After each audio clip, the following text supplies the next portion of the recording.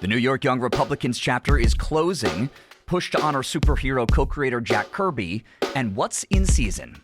From WNYC, this is NYC Now. I'm Sean Carlson. Top Republicans in New York say they're closing down the state's Young Republicans chapter. It's the latest fallout from a leaked group chat containing offensive messages. WNYC's Jimmy Vielkind has more.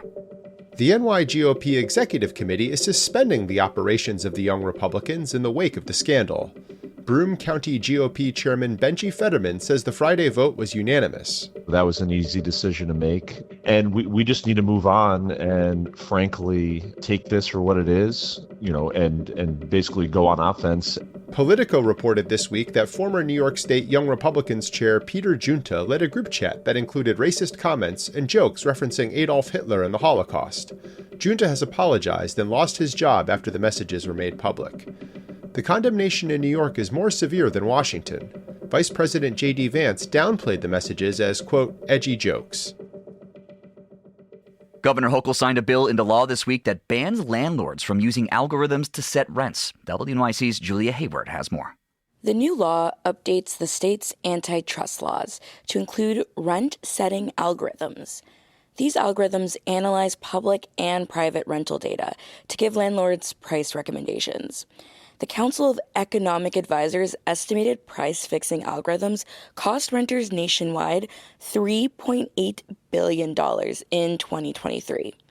And last year, the Justice Department filed a lawsuit against the software company RealPage.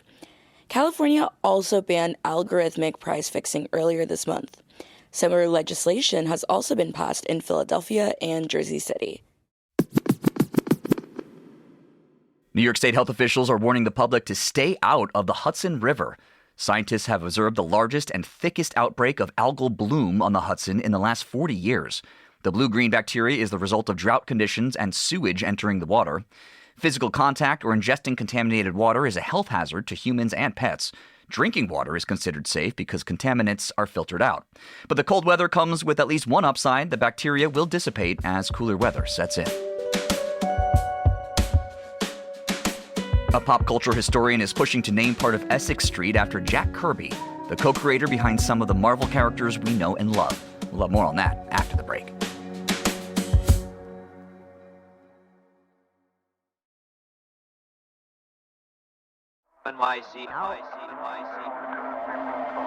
New York City Comic-Con came and went last week, but there's another comic book storyline brewing in our backyard. It's the push to co-name a street on the Lower East Side for Jack Kirby. He's the co-creator of some of Marvel Comics' most popular characters, and he was born on the LES. Despite being one of the most influential comic book artists ever, it's often said that he didn't always get the credit he deserved in his lifetime. Joining us now is pop culture historian and critic Roy Schwartz. He's one of the people pushing to name part of Essex Street after Jack Kirby. So just to start, Roy, for those who aren't familiar, who is Jack Kirby? Jack Kirby, born Jacob Kurtzberg, was born in 1917 on 147 Essex Street, the tenement building that still stands in New York's Lower East Side. Son of immigrants, son of refugees, grew up in poverty, had to drop out of school to help support the family. Mm-hmm. But he had an uncanny artistic talent. So he found job in the brand new medium then of comic books. And he went on to co-create, as you said, Captain America and Iron Man and the Avengers and the X-Men and Black Panther and Fantastic Four, et cetera, et cetera. Name a superhero, he was involved in its creation one way or another. Wow. And he, as you said, was denied recognition during his lifetime, certainly compared to creative partner Stan Lee, who happened to also be the editor-in-chief and the owner's cousin. Jack Kirby was never not a freelancer. He did not own his characters any more than you or I do. Talk more about the significance of the location you'd co-name that street, Essex Street, between Stanton and Rivington. One, it's the block Jack Kirby was born and raised and grew up in. Second, the Lower East Side in general, and that street in particular, have been featured consistently in his work throughout his 7+ decade career. It's where the Fantastic Four's Thing comes from, which was really Jack Kirby's avatar in fiction. The Thing's name is Benjamin Jacob, after Jack's father and Jack. He looks like a cartoon exaggeration of Jack Kirby, has the same mannerisms, same patterns of speech. And he also comes from the Lower East Side, from Yancey Street, which is a fictionalized version of Delancey Street. Other influences, Captain America's famous origin. If you've seen the movie, if you've read the comics, he comes from the Lower East Side, not from the heartland, not from a Mayflower family, but from the ethnic ghetto of the Lower East Side. Grew up impoverished. He was a bullied, small, artistic youth. That is Jack Kirby's life. It's directly based on his own childhood. There's an entire neighborhood in Superman's Metropolis based on Jack Kirby's childhood, Lower East Side. Even the comic book cliche of superheroes fighting on rooftops comes from Jack Kirby as a member of a youth gang during the Depression, having fights across the huddled tenement rooftops of the Lower East Side. Wow. So he really did immortalize that neighborhood in the early to mid 20th century in his comics. And now that is a famous locale in the comics, in video games, in cartoons, in the movies. The Lower East Side Community Board voted earlier this week in favor of the co-naming, but there is a long road ahead. Can you talk about what is ahead? I have been very, very lucky to have the support of people. And one is Karen Green, the curator for comics and cartoon arts at Columbia University Libraries, who really gave me the idea to do this. She said, somebody ought to do this. And I said, I will be that somebody. So we're part of the same team. We're the Avengers. Surprisingly, there's been no pushback. Quite the opposite. There's been enthusiastic support. We encountered people who we never thought would know who Jack Kirby was or would care, and their face just lit up. Everybody returned back to their 10-year-old selves and filled with excitement. They lit up like a Christmas tree. Jack Kirby, absolutely.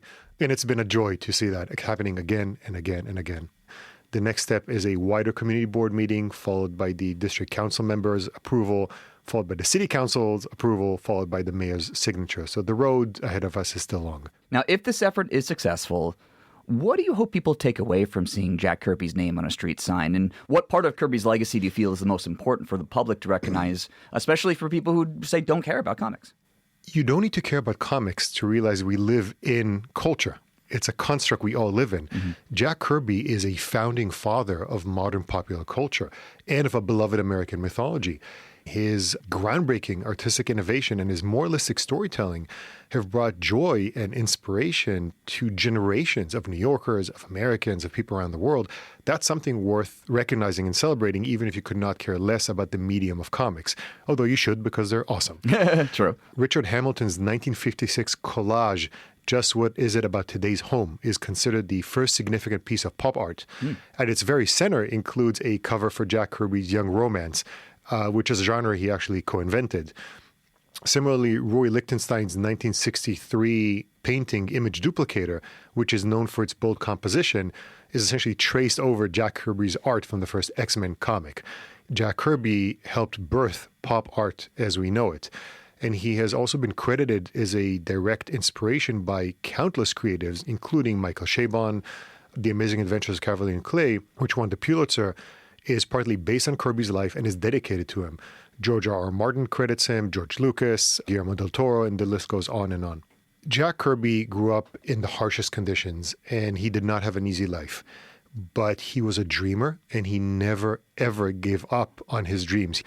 And I think there's a lesson in there for all of us, that it doesn't matter where we come from, we can all see ourselves reflected in these heroes, and we can all become these heroes if we decide to. That was Roy Schwartz, pop culture historian and critic. Roy, thanks so much for joining us. Thanks for having me.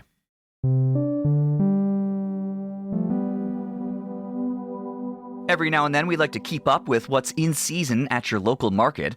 And this week, Amelia Tarpey with WNYC Green Market says there's an abundance of brassicas these days.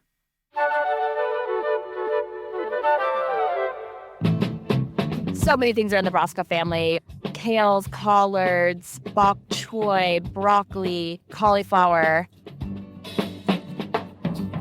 They can all, withstand colder temperatures, and with those colder temperatures, they begin to produce more sugars, which makes them sweet. So even if you're somebody who doesn't love broccoli or like maybe some of the greens like collards, kale, etc., you might find that this time of year you really like them. Sometimes you can find broccoli with the leaves still on them, and those leaves are actually edible as well and quite tasty. You can, saute them and treat them like you would any like kale or collard green. There's different types of sprouting cauliflowers or cannellini, and they are breeding the cauliflowers to have those like more loose florets, so it's easier to break apart and work with. Sometimes you slice into a cauliflower and all the little cauliflower crumbs fall out. And the Romanesco is, this bright, like chartreuse-colored kind of like in between broccoli and cauliflower. It grows all its florets in these like fractal-like spirals, and they're just so, so beautiful. And you can like pluck each little spiral cluster off. With any of these vegetables, roasting them really just brings out the flavor, the nuttiness, the earthiness of the vegetable. It's best just very simply prepared. Roast it whole with a generous amount of olive oil, some salt, pepper, and then I like to finish it with thinly sliced garlic with a mountain of parm and a squeeze of lemon. Is really nice. Perhaps some red pepper flakes if you like things a little spicy. Oh yeah. Or why not try a broccoli cheddar soup this season? The weather surely calls for it. Amelia Tarpey is a program and publicity manager for WNYC Green Markets. She says right now, broccoli and cauliflower are going for $3 to $4 a pound. Special varieties like the sprouting cauliflower can go up to $15 a pound. Get a little and do a lot. Thanks for listening to NYC Now from WNYC. I'm Sean Carlson. We'll be back tomorrow.